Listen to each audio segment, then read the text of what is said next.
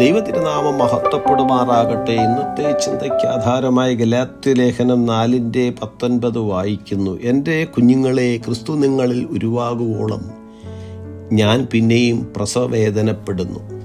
ക്രിസ്തുയേശുവിൽ ഏവർക്കും സ്നേഹവന്ദനം. ദുരുപദേശത്തിലൂടെ വ്യാജ സുവിശേഷം പ്രസംഗിച്ച യഹൂദ മതക്കാരുടെ സ്വാധീനത്തിൽ വീണുപോയ ഗലാത്യ സഭകൾക്ക് എഴുതിയ ലേഖനമാണിത്. ഗലാത്യർ 1:7 ക്രിസ്തുവിൻ്റെ സുവിശേഷത്തെ മറിച്ചു കളയുവാൻ ശ്രമിക്കുന്ന ചിലർ ഗലാത്യ സഭകളിൽ നുഴഞ്ഞു കയറിയതായി നാം വായിക്കുന്നു.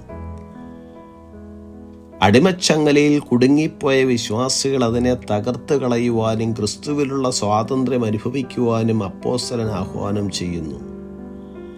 അവരെ സ്നേഹിച്ച പൗലോസ് അവരുടെ രക്ഷയ്ക്കായി അധ്വാനിക്കുകയും ചെയ്തു. എൻ്റെ കുഞ്ഞുങ്ങളെ എന്ന് അഭിസംബോധന ചെയ്തുകൊണ്ട് പ്രസവവേദന അനുഭവിക്കുന്ന ഒരമ്മയെപ്പോലെ ക്രിസ്തു നിങ്ങളിൽ ഉരുവാകുവോളം ഞാൻ പ്രസവവേദനപ്പെടുന്നു എന്ന് പറഞ്ഞിരിക്കുന്നു.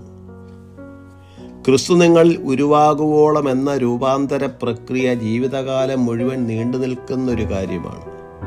ഫിലിപ്പിയ ലേഖനം 3:21 യേശു ക്രിസ്തു സകലവും തനിക്ക് കീഴ്പ്പെടുത്തുവാൻ കഴിയുന്ന തൻ്റെ വ്യാപാര ശക്തി കൊണ്ട് നമ്മുടെ താഴ്ചയുള്ള ശരീരത്തെ തൻ്റെ മഹത്വമുള്ള ശരീരത്തോട് അനുരൂപമായി രൂപാന്തരപ്പെടുത്തുന്നു എന്നെഴുതിയിരിക്കുന്നു. ദൈവത്തിൻ്റെയും നമ്മുടെ കർത്താവായ യേശുവിൻ്റെയും പരിജ്ഞാനത്തിൽ നമുക്ക് കൃപയും സമാധാനവും വർദ്ധിക്കുമാറാക്കുവാൻ ഇടയാകുന്നു. അങ്ങനെ ലോകത്തിൻ മോഹത്താലുള്ള നാശം വിട്ടൊഴിഞ്ഞ ദിവ്യ സ്വഭാവത്തിന് കൂട്ടാളികളായി തീരുവാനിട വരുന്നു. രക്ഷിക്കപ്പെട്ട നാം ദൈവത്തിൽ നിന്ന് ജ്ഞാനവും നീതിയും ശുദ്ധീകരണവും വീണ്ടെടുപ്പുമായി തീർന്നിരിക്കുന്നത് ക്രിസ്തു മുഖാന്തരമാണ്.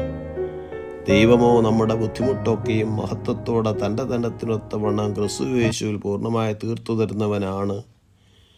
ഒരു വ്യക്തിക്ക് ക്രിസ്തു ഒഴികെ മറ്റൊന്നും കാണാതെയും ആശ്രയിക്കാതിരിക്കുകയും ചെയ്യുന്ന അവസ്ഥയാണ് അവനിൽ ക്രിസ്തു ഉരുവാവുക എന്നർത്ഥമാക്കുന്നത്. ക്രിസ്തു നമ്മളിൽ ഉരുവായിട്ടുണ്ട് എന്ന് ആത്മാർത്ഥമായി പറയുന്ന കർത്താവിൻ്റെ ശിഷ്യന്മാർ നമ്മുടെ ചുറ്റുപാടുകളിൽ ഉള്ളവരിലും ബന്ധുമിത്രാദികളിലും ക്രിസ്തു ഉരുവാകുവോളം പൗലോസിനെ പോലെ പ്രസവവേദനപ്പെടുന്നവരായിരിക്കണം. അതായിരിക്കട്ടെ ഒരു ഭക്തൻ്റെ മനോഭാവം. ഈ വചനങ്ങളാൽ ദൈവം നമ്മെ ഇവരെയും അനുഗ്രഹിക്കുമാറാകട്ടെ.